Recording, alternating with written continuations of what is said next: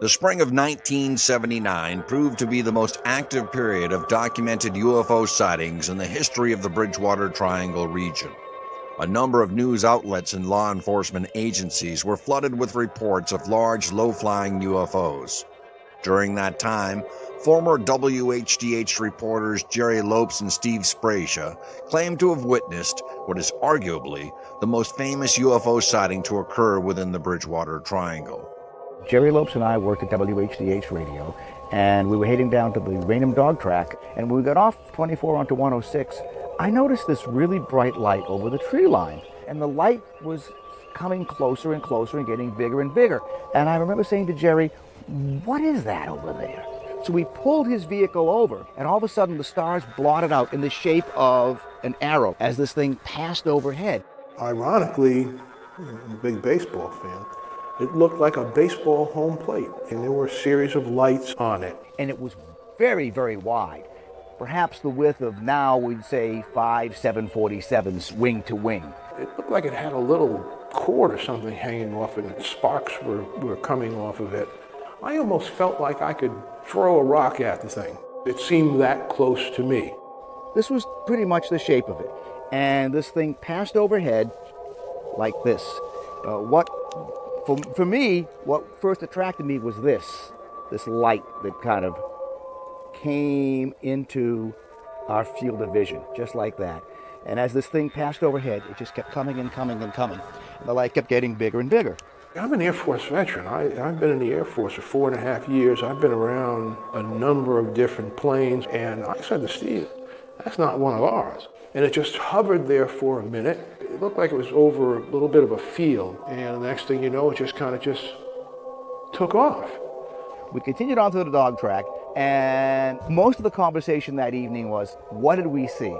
Up to that point, I had been 100% skeptic. I thought anybody who ever saw these things, they were either crazy or publicity hounds, or there was just something wrong with them in their head altogether.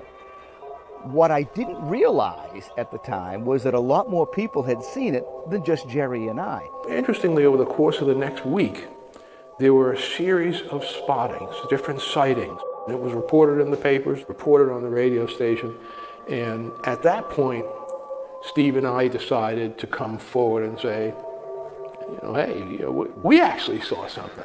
A couple of days later, an article appears in the Brockton Enterprise. And not only does it have interviews with Jerry and I, but quite a number of other folks in and around the Randolph area who had seen it.